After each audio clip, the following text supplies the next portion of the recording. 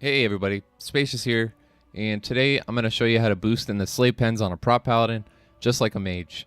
So first things first, I'm using avoidance gear to achieve this. I'm at about 96% avoidance, and this boost is extremely gear dependent because we're going to be tanking about 50 elite mobs. So if you don't have a similar level of avoidance, I probably wouldn't try this, at least not this version. There is a way to do it with high spell power where you just kite the mobs and you don't actually take any hits. But in this version, I'm actually tanking all 50 mobs.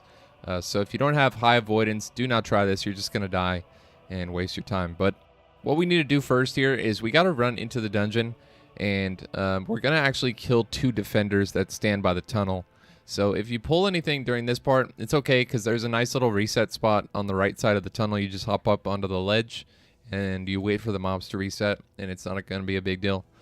But we need to kill these defenders because they have a stun ability, and if they use that stun ability on us during the kill phase when we're tanking all the mobs, we're going to die basically instantly, so we have to get them down. It's not a huge deal because there is a nice little trick you can use to teleport to the start. After you kill them, you just hop in the water and you log out, which is what we're going to do. And this whole little part here where you kill these defenders just takes about 3 minutes, and the rest of the pull takes about 8 minutes. So in total, it's only 11 minutes for the whole boost. So that's pretty good, and it's not really a big deal to kill these defenders right here at the start because the total time is nothing. So we're just going to do that really quick, and then we're going to hop in the water and log out, and then I'll show you the rest of the pull.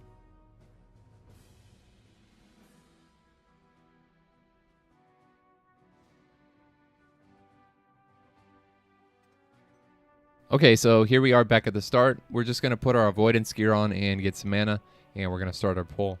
So the pull itself is basically the same as a mage. So if you're familiar with the mage version, then this is already going to be pretty easy for you. We're just going to start by pulling these bog strokes in the first room here. I like to put consecrate down in their path so they run into it, and I can get a little bit of distance on them. And distance is important because we don't have blink, so any amount of distance we can create between the pull and ourselves is going to be very helpful because we don't want to take too much damage while we're doing the pull. So I just hodged this left side champion here again to create distance, and as we run forward here, we're going to use a grenade to pull the back bog strokes, and we're going to use mana tap to pull the nagas on the right. So if you don't have these ranged pulls, 1, I recommend you get an engineering. And 2, if you don't have mana tap, then I'm sorry, you're just going to probably have to run up and use judgment. There's really no other way around it. Paladins don't have too many ranged pulls, so unfortunately for you human paladins, that's kind of just what it is. So now we're going to run over here, pull these bog strokes, get the ones in the back, and we're going to make our way towards the tunnel. At any point the mobs are close to you, make sure you do your best to run sideways so that you can still dodge, block, and parry to kind of minimize the amount of damage you're taking when you're doing this pull. Also, as you come through the tunnel here, pull the group on the left. I do it with a mana tap, and start kiting around the edge of the room. This part right here gets a little sketchy, but as long as you're running sideways, you should be okay. The only really difficult part is coming up right here. As we get to this back corner, everything's going to start converging on you and spamming spells at you. So make sure that you keep up freedom here and you spam dispels on yourself, because if you get slowed or rooted right there, it's going to be really bad for you and you're probably going to die. This is really the only hard part of the pull, is this part right here. If you can get through this, then the rest is going to be really easy. So your main goal here is to kite around the room, pull all these mobs, and try to get back up on the ledge. Once you get on the ledge, you're in the safe zone. Right here at this point, you can either bubble or you can try and go up here without bubble.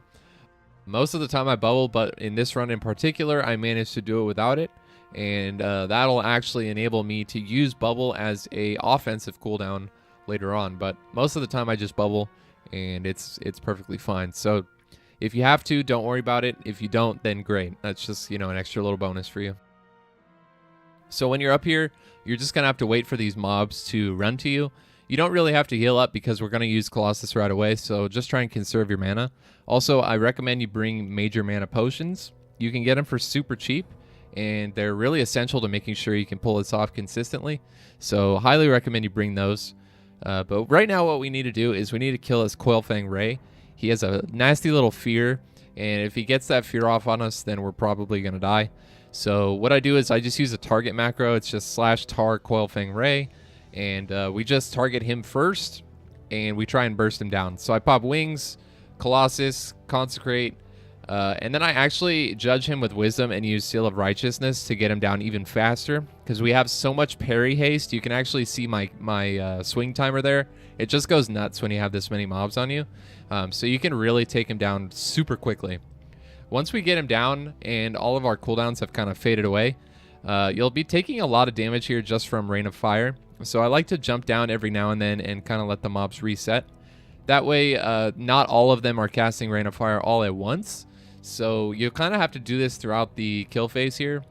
You'll jump up, you'll drop some Consecrates, you'll tank them, get some mana, do what you can as far as damage goes. And then you'll have to hop down when you see that Rain of Fire is doing too much damage to you. I also recommend that anytime you're tanking the mobs without Colossus up, you swap over to Fire Resist Aura. It can allow you to stay on the ledge for a bit longer, and that really will bring your kill time down. You can see I'm also able to pop Bubble here and just sit here with Consecration down, which really helps. But of course, you're not always going to have that available. So if you don't, then just go ahead and juggle the mobs back and forth and tank them when you can, and then hop off when you're taking too much damage.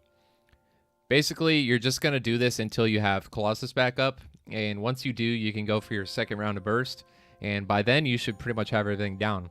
So in summary, you just pull everything, hop on the ledge, tank it with Colossus, juggle them until Colossus is off cooldown again, and then go for the kill. It's a pretty super simple kill phase, and it's really fun to pull off, and it's also really viable to sell these boosts at the same rate that a mage would, because it's basically the same time and it's the same amount of mobs, so why not? You can sell these for about 25 gold per run. That's what they go for on my server.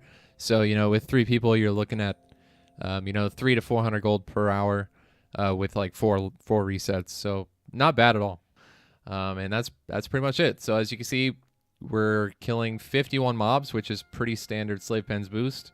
And we did it in about 11 minutes. And that includes killing the 2 defenders. That includes logging out and resetting.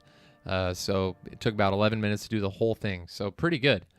That's pretty much going to be it, guys. So there you go. That's how to Slave Pen's boost on a Paladin, just like a mage. I really hope you guys enjoyed the video. And thank you all so much for watching. Please consider subscribing to the channel.